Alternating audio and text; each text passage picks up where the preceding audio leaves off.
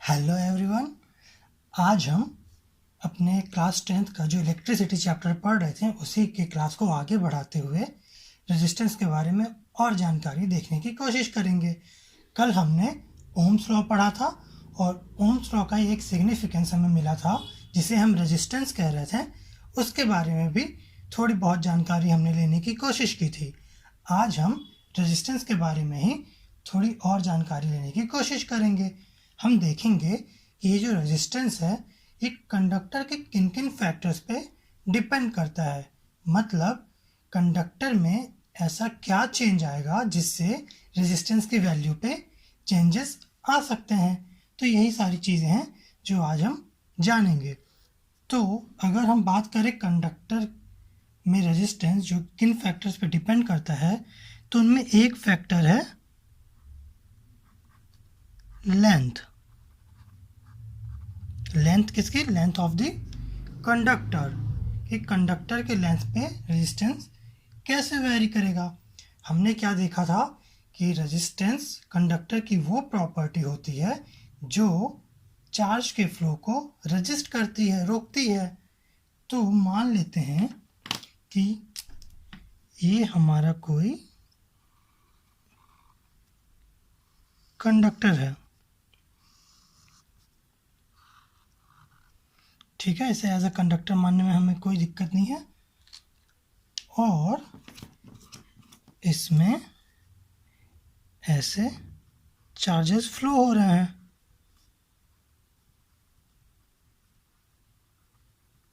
इस डायरेक्शन में मान लेते हैं हम चार्जेस फ्लो हो रहे हैं। तो हमने रेजिस्टेंस का क्या कॉन्सेप्ट देखा था कि कोई एक इनके डायरेक्शन के अपोजिट डायरेक्शन से कोई चीज़ होती है जो इन चार्जेस को फ्लो होने से रोकती है। तो अगर आप मान के चलिए अगर ये लेंथ इतनी है तो ये जो रेजिस्टेंस मिल रहा है चार्जेस को वो इतनी लेंथ में मिल रहा है। यहाँ पे भी कुछ चीज़ें होंगी जो इनको रोकेंगी। हर एक पॉइंट पे कुछ ना कुछ चीज़ें हैं जो इन्हें रोकेंगी। तो अगर हम ये लेंथ बढ़ा दें, अगर मान लेते हैं ये लेंथ हमने बढ़ा दी तो ये चार्जेस जो इसमें फ्लो हो रहे हैं और उन चार्जेस को जो एक प्रॉपर्टी है मटेरियल की जो रोक रही है फ्लो होने से वो भी तो इंक्रीज हो जाएगी पर लेंथ, ठीक। तो यहाँ से हमें ये समझ में आ रहा है कि अगर हम किसी भी कंडक्टर की लेंथ को इंक्रीज करते हैं तो पर यूनिट लेंथ पे रेजिस्टेंस जो ऑफर किया जा रहा है कंडक्टर से वो भी इंक्रीज हो रहा है। और इसी के अपोजिट अगर हम कंडक्टर के साइज को छोटा करें तो पर यूनिट लेंथ पे जो अपोजिंग एलिमेंट है कंडक्टर का वो भी कम होता जाएगा। तो हम ऐसा कह सकते हैं कि जो रेजिस्टेंस है वो किसी कंडक्टर के लेंथ के प्रोपोर्शनल होता है। मतलब जो रेजिस्टेंस है वो अगर हम लेंथ इंक्रीज करेंगे तो हमारा रेजिस्टेंस भी इंक्रीज होगा। ये तो एक एग्जांपल था, हमने समझा। अगर इसे हम एक और तरीके से समझना चाहें तो हम क्या देखते हैं, मान लीजिए ऐसा ही कोई एक कंडक्टर था हमारा। अब हम एक्सपेरिमेंटल देखने वाले हैं। ये तो हमने जाना कि एक्चुअल में हो क्या रहा है। एक्सपेरिमेंटल चीज़ें जो होती हैं वो प्रूफ की हुई होती हैं तो उन्हें एक्सेप्ट करने में हमें कोई प्रॉब्लम नहीं होती। तो हमने क्या देखा कि ऐसा एक कोई कंडक्टर था, ठीक। और इसका हमने रेजिस्टेंस कुछ भी था कैलकुलेट किया। मान लीजिए ये कोई कॉपर वायर थी, ठीक है। ये कॉपर वायर थी जिसकी लेंथ हमने मान ली स्मॉल एल थी और ये जो क्रॉस सेक्शन एरिया है ये हमने माना स्मॉल ए था, ठीक। अब हमने क्या किया, इसका रेजिस्टेंस तो हम मेज़र कर चुके हैं। अब सेम मटेरियल मतलब कि कॉपर ही, सेम क्रॉस सेक्शन मतलब कि स्मॉल ए ही, कॉपर की वायर हमने ली, लेकिन लेंथ में इससे ज़्यादा ली। ये जो लेंथ है, अब ये L प्लस L डैश कुछ ज़्यादा है, लेकिन है तो ये कॉपर ही, ये कॉपर वायर थी, और क्रॉस सेक्शन एरिया भी इसका सेम ही था जितना कि इसका था फर्स्ट केस में। और जब इस केस में हमने रेजिस्टेंस मेज़र किया तो हमने पाया कि ये रेजिस्टेंस इस रेजिस्टेंस से कम था, या ये कहें ये रेजिस्टेंस की वैल्यू जो थी वो इससे, अगर इसकी वैल्यू हम मान लेते हैं x ओम थी, तो इसकी value x ohm plus x dash ohm थी। ठीक, तो यहाँ से हमें ये चीज़ तो पता चल गई कि लेंथ इंक्रीज करने में रेजिस्टेंस भी किसी कंडक्टर का इंक्रीज हो रहा है, लेकिन किस रेट से इंक्रीज हो रहा है। तो ये चेक करने के लिए हमने देखा कि मान लीजिए अगर ये लेंथ 1 मीटर थी और यहाँ पे रेजिस्टेंस मान लेते हैं 3 ओम था, और इस केस में अगर ये लेंथ 2 मीटर थी, हमने लेंथ को ट्वाइस किया तो रेजिस्टेंस 6 ओम हो गया। मतलब हम क्या देख रहे हैं, जस्ट डबल हो गया। मतलब जिस रेशियो से हम लेंथ इंक्रीज कर रहे हैं उसी रेशियो के साथ रेजिस्टेंस भी इंक्रीज हो रहा है। तो हम कह सकते हैं कि किसी कंडक्टर का जो रेजिस्टेंस होता है वो डायरेक्टली प्रोपोर्शनल टू किसके होता है, उस कंडक्टर के लेंथ के। तो यहाँ से हमें एक चीज़ मिली कि जो रेजिस्टेंस है वो डायरेक्टली प्रोपोर्शनल है लेंथ के। एक चीज़ हमने ये जानी, तो पहला फैक्टर हमें लेंथ मिला कि लेंथ पे कैसे वैरी करता है हमारा रेजिस्टेंस। अब दूसरे फैक्टर पे आते हैं। एक फैक्टर होता है क्रॉस सेक्शन एरिया। ये जो एरिया था हमने इसके बारे में पहले ही बताया था आपको। जैसे अगर ये वायर है तो इसका क्रॉस सेक्शन एरिया क्या होगा, ये पार्ट जो हमें दिख पा रहा है इसे ही हम क्रॉस सेक्शन एरिया कहते हैं। तो अब हम क्या करने वाले हैं कि इसी तरीके से मान लीजिए इसी एग्जाम्पल्स को अगर हम देखें तो हमने इस बार क्या देखा कि हमने कोई ऐसा ही मान लीजिए कॉपर वायर लिया जिसका क्रॉस सेक्शन एरिया स्मॉल ए मान लिया हमने, ये कॉपर ही वायर है,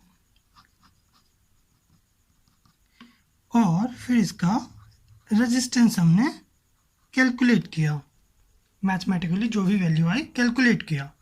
फिर हमने फिर से मेज़रमेंट करने के लिए क्या किया कि ये क्रॉस सेक्शन एरिया इसका डबल करके सेम लेंथ का एक और कंडक्टर लिया जिसका मटेरियल भी सेम था, और लेकिन ये क्रॉस सेक्शन एरिया जो था ये अब हो गया था हमारा 2a। और फिर जब इस केस में हमने रेजिस्टेंस कैलकुलेट किया मान लीजिए R डैश, तो ये R/2 के बराबर था। मतलब जब हमने क्रॉस सेक्शन एरिया बढ़ाया सेकंड केस में, तो हमें जो सेकंड केस में रेजिस्टेंस मिला वो फर्स्ट केस का हाफ मिला। इसका मतलब क्या, इसका मतलब ये कि जैसे जैसे हम क्रॉस सेक्शन एरिया बढ़ाते जा रहे हैं हमें जो रेजिस्टेंस मिल रहा है उसकी वैल्यू कम होती जा रही है। मतलब हम ये कह सकते हैं कि जो रेजिस्टेंस है वो क्रॉस सेक्शनल एरिया के इन्वर्सली प्रोपोर्शनल होता है। कैसे होता है ये हमने यहाँ पे देखा। अगर इस टाइप के एग्जांपल से आप समझना चाहें तो आप यहाँ पे देख सकते हैं कि वो कैसे हो रहा है। मान लीजिए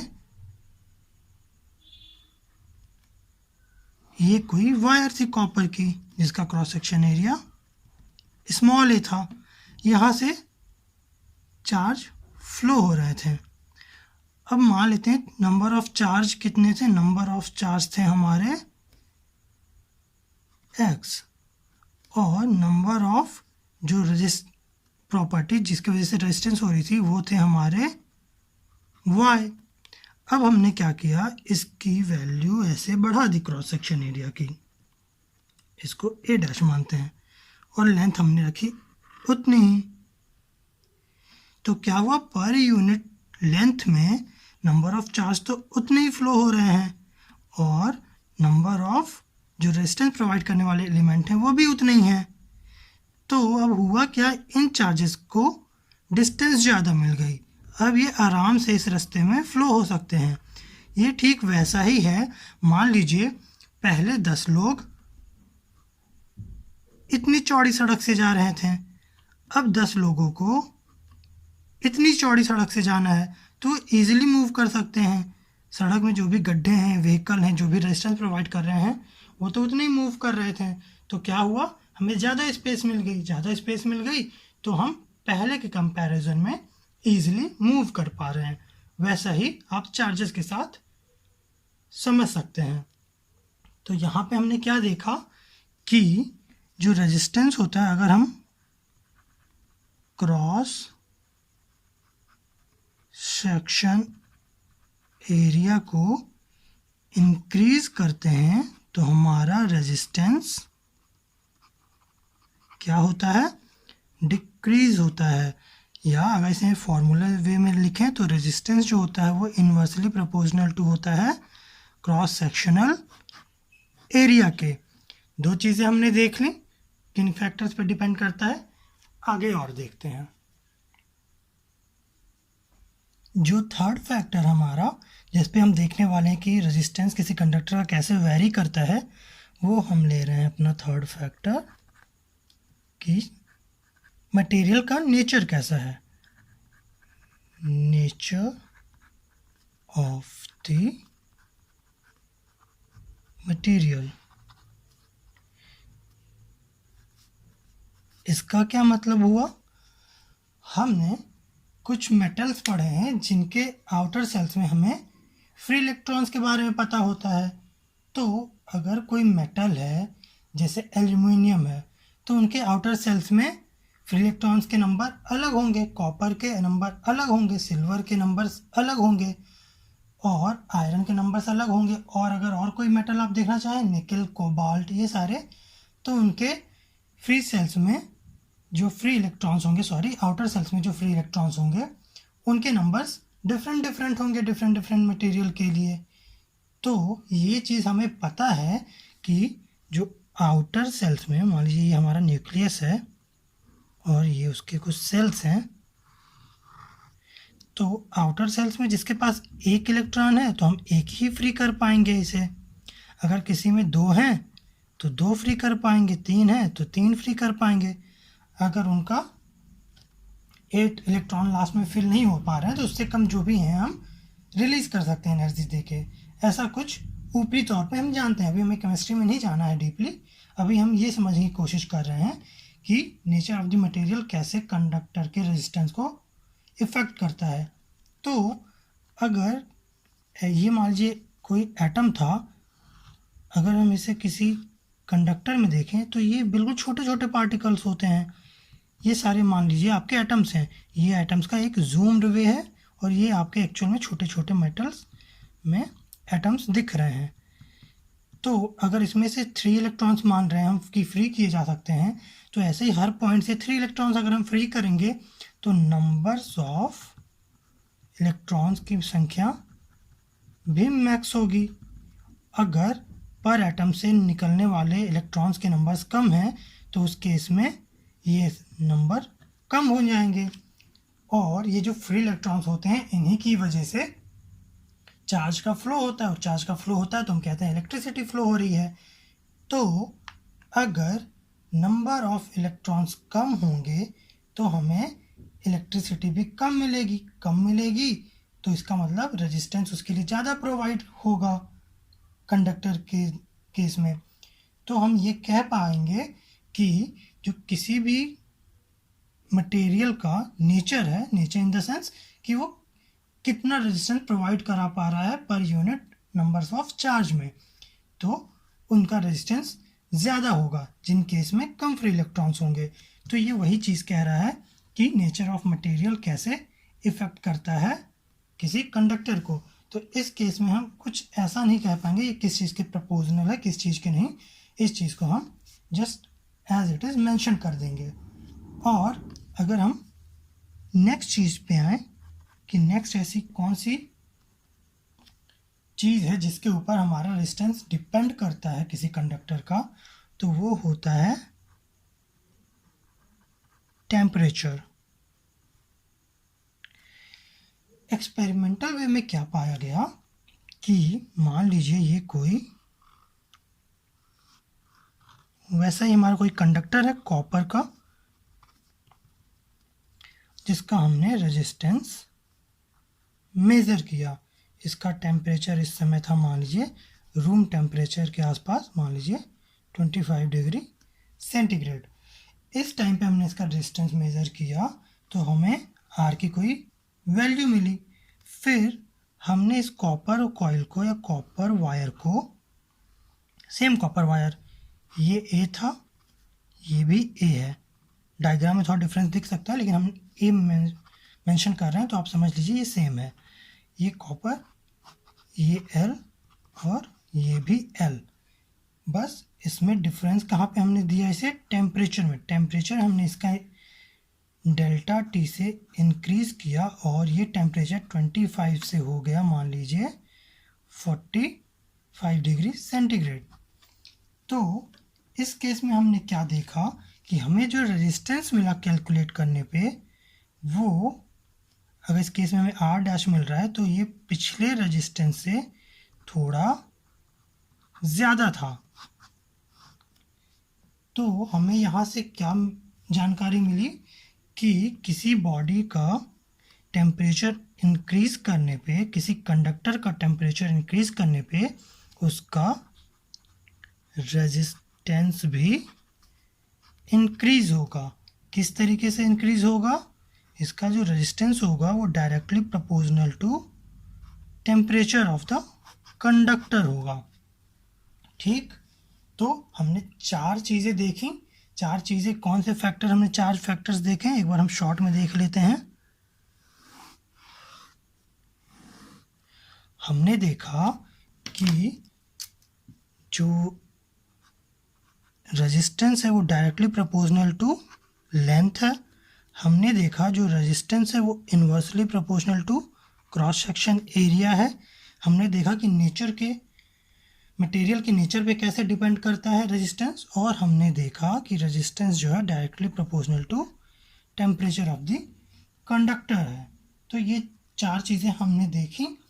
अब ये चार चीज़ें जानने के बाद एक जानकारी हम यहाँ से ले सकते हैं, एक कॉन्सेप्ट नया सीख सकते हैं जो रेजिस्टेंस के केस में कहलाता है रेजिस्टिविटी।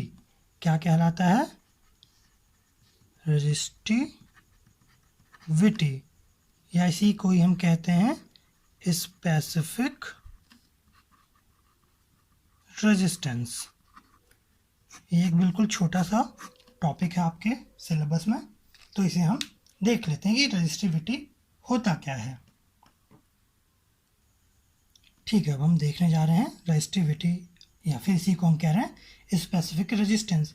ये चीज़ें अभी हमने थोड़ी देर पहले देखी हैं कि जो ये रेजिस्टेंस होता है ये लेंथ के डायरेक्टली प्रोपोर्शनल होता है और क्रॉस सेक्शनल एरिया के इन्वर्सली प्रोपोर्शनल होता है।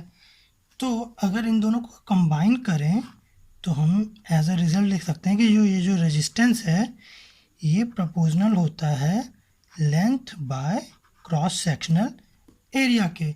यहाँ तक कोई दिक्कत नहीं होनी चाहिए। फिर इसके बाद हम अगर प्रोपोर्शनैलिटी के साइन को इक्वल से रिप्लेस करते हैं तो हमें एक कांस्टेंट को इंट्रोड्यूस करना होता है। तो हम क्या लिख सकते हैं कि ये जो रेजिस्टेंस है ये इक्वल टू है रो एल अपॉन ए। ये रो क्या है? रो जो है हमारा ये प्रोपोर्शनैलिटी कांस्टेंट है और इस रो को ही हम कहते हैं स्पेसिफिक रेजिस्टेंस, या एक और नाम हम देते हैं इसे रेजिस्टिविटी।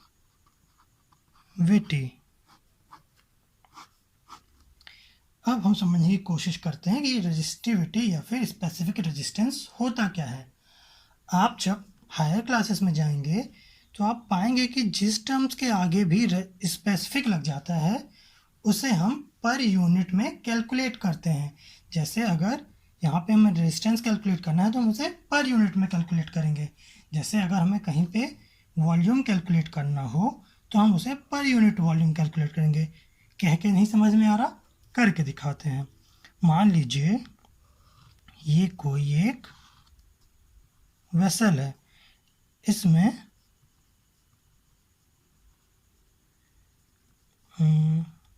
5 लीटर ऑफ कुछ भी वाटर है मान लीजिए, और इसका वॉल्यूम जो है हम मान लेते हैं मेज़र करके कुछ भी 20 मीटर क्यूब। वॉल्यूम की यूनिट मीटर क्यूब होती है।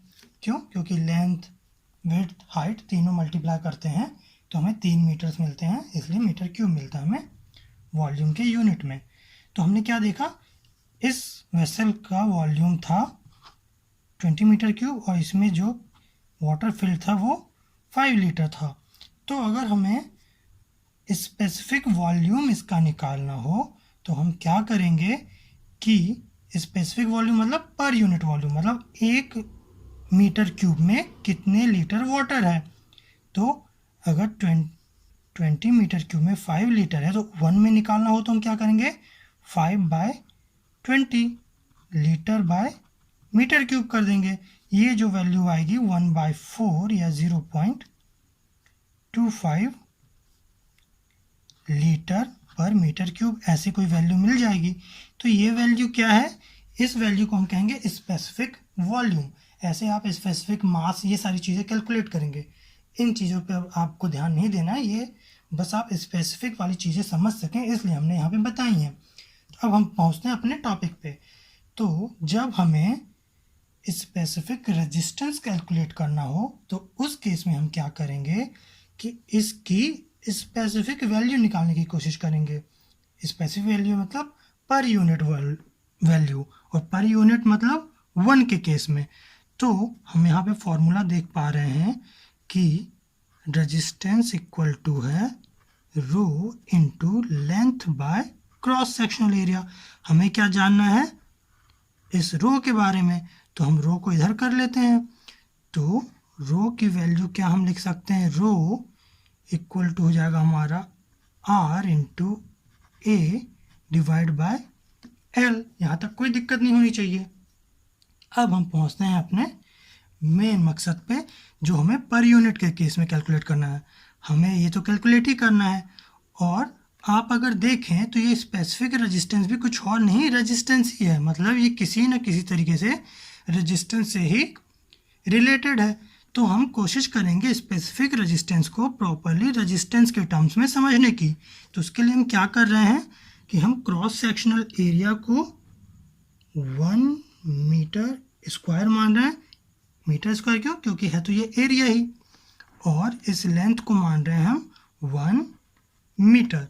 इतनी चीज़ें हम मान सकते हैं, ठीक है। तो इस केस में अगर हम ये देखें कि स्पेसिफिक रेजिस्टेंस पे क्या फ़र्क पड़ रहा है तो हम देख पाएंगे कि स्पेसिफिक रेजिस्टेंस जो है, अगर हमने R लिखा, ए की वैल्यू 1 लिखी और लेंथ को भी 1 लिखा, ठीक, एरिया और लेंथ दोनों को हमने 1 लिखा, तो हम देखते हैं कि जो स्पेसिफिक रेजिस्टेंस है वो रेजिस्टेंस के बराबर है। अब हमारे लिए ये इजी हो गया है कि हम स्पेसिफिक रेजिस्टेंस को डिफाइन कर पाएँ। कैसे? हम देख पा रहे हैं कि जो स्पेसिफिक रेजिस्टेंस है वो रेजिस्टेंस की वो वैल्यू है जो हमें तब मिलती है जब cross sectional area 1 meter square हो और लेंथ 1 मीटर हो। मतलब अगर किसी कंडक्टर का, मान लीजिए कोई कंडक्टर है, इसकी लेंथ हमने ली 1 मीटर और ये क्रॉस सेक्शनल एरिया हमने लिया 1 मीटर स्क्वायर, और इसका जो हमने रेजिस्टेंस कैलकुलेट किया और ये जो वैल्यू हमें मिली इसे ही हम कह रहे हैं स्पेसिफिक रेजिस्टेंस या रेजिस्टिविटी। ये फॉर्मूला हमें यही चीज़ बताने की कोशिश कर रहा है। तो ये चीज़ जब हमें मालूम चल गई है तो हम स्पेसिफिक रेजिस्टेंस को अब डिफाइन कर पाएंगे। तो अब हम क्या करने वाले हैं, स्पेसिफिक रेजिस्टेंस को प्रॉपरली डिफाइन करने वाले हैं। तो हम स्पेसिफिक रेजिस्टेंस या रेजिस्टिविटी को कैसे डिफाइन कर सकते हैं, हम लिख सकते हैं रेजिस्टिविटी और स्पेसिफिक रेजिस्टेंस, जो भी आपको टर्म यूज़ करना हो या जो भी आपको क्वेश्चन मिले वही टर्म आप यूज़ करें। रेजिस्टिविटी या specific resistance of the conductor is defined as the resistance of the conductor of unit length and unit cross section area. यही देखा था हमने कि हमने यूनिट लेंथ ली थी और यूनिट क्रॉस सेक्शन एरिया लिया था और इसका जो रेजिस्टेंस था वही हम as a specific resistance use कर रहे थे। तो ये तो हमने डिफाइन कर दी स्पेसिफिक रेजिस्टेंस को। अब अगर बात करें इसकी यूनिट के बारे में तो हम यहाँ से इसकी यूनिट देखने की कोशिश करते हैं कि इसकी यूनिट क्या होगी। इसकी SI यूनिट होगी। SI यूनिट मतलब सारे कुछ SI यूनिट में हम पुट करेंगे तो जो हमें फाइनल यूनिट मिलेगी वो एज अ SI यूनिट ही हमें मिलेगी। तो हम यहाँ पे क्या देख पा रहे हैं कि रो इक्वल टू है हमारा R into A upon L और R की यूनिट होती है ओम, एरिया की यूनिट होती है मीटर स्क्वायर और लेंथ की यूनिट होती है मीटर।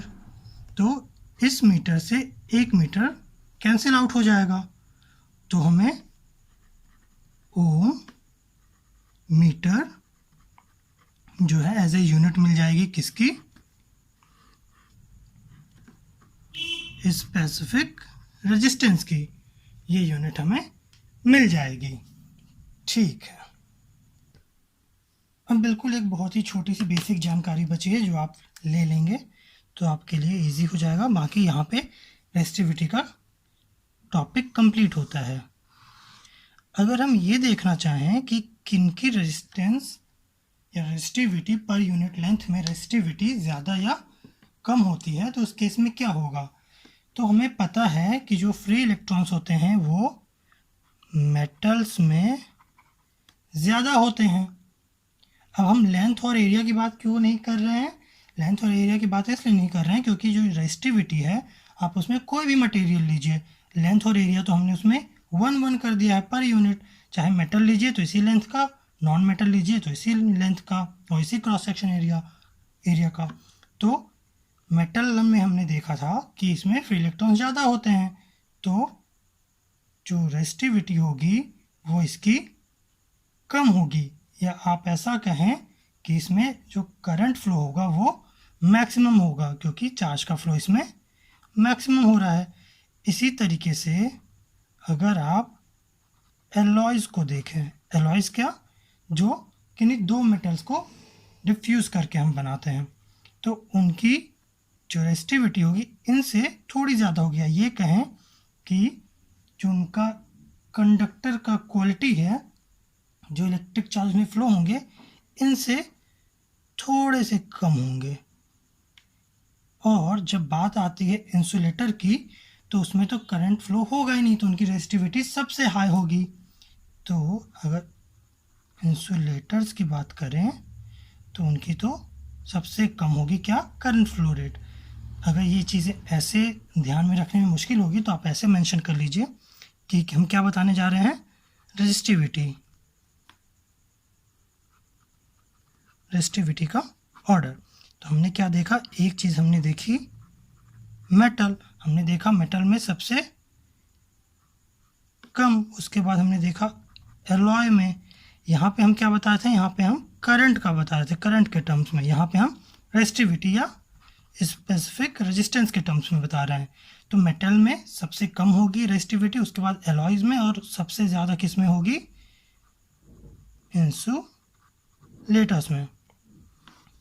ठीक है, तो ये चीज़ थी जो आप ध्यान रखिएगा। और अगर हम बात करें कि सबसे अच्छा जो कंडक्टर होता है इलेक्ट्रिसिटी का वो क्या होता है, क्योंकि जैसे आप देख ही रहे हैं हर जगह पे इलेक्ट्रिसिटी का ही काम है, आपको करंट यहाँ से वहाँ पहुँचाना ही है।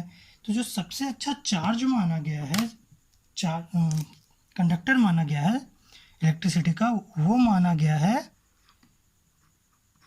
सिल्वर को।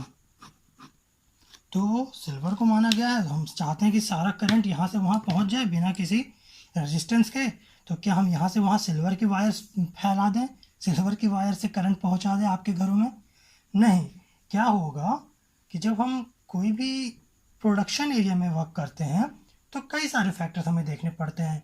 हमें कॉस्ट मैनेजमेंट देखना होता है, हमें अवेलेबिलिटी देखनी होती है कि वो प्रोडक्ट कितना अवेलेबल है नेचर में। तो ये सारी चीज़ें हमें देखनी होती हैं। तो अगर हम सिल्वर को यूज़ करेंगे तो जितने कॉस्ट में हम कॉपर की वायर से पूरे एक सिटी में वायरिंग कर पाएंगे, उतने ही कॉस्ट में सिल्वर से हम 2 या 4 घरों में ही कर पाएंगे। सिल्वर तो बहुत कॉस्टली होता है। तो कॉपर और सिल्वर में करंट को पहुंचाने में इतना ज़्यादा डिफरेंस नहीं है कि हम इतना ज़्यादा प्राइस इसके लिए बेयर करें। तो बेस्ट ऑप्शन क्या होता है कि हम कॉपर वायर ही यूज़ करते हैं। इसीलिए आपको 99% इलेक्ट्रिसिटी फील्ड में कॉपर की वायरिंग ही दिखती है। तो ये चीज़ें थी जो आपको समझनी थी आज की क्लास में। तो आज हमने देख लिया कि रेजिस्टिविटी क्या होती है और रेजिस्टेंस जो है किसी कंडक्टर का किन फैक्टर्स पे डिपेंड करता है। कल की क्लास में हम रेजिस्टेंस के कॉम्बिनेशन देखेंगे कि रेजिस्टेंस को किस तरीके से कंबाइन किया जा सकता है। उनके कुछ टाइप्स होते हैं जिसमें आप सीरीज़ कॉम्बिनेशन पढ़ेंगे, पैरेलल कॉम्बिनेशन पढ़ेंगे, और जब आप न्यूमेरिकल सॉल्व करेंगे उसके तो आप सीरीज़ प्लस पैरेलल कॉम्बिनेशन भी देखेंगे। तो कल की क्लास में हम सीरीज़ और पैरेलल कॉम्बिनेशन देखने की कोशिश करेंगे और जानेंगे ये चीज़ें होती क्या हैं। तब तक आप इन चीज़ों को अच्छे से रिवाइज कर लीजिएगा और जो भी डाउट होते हैं आप पूछ सकते हैं कमेंट्स में। ठीक है, ओके।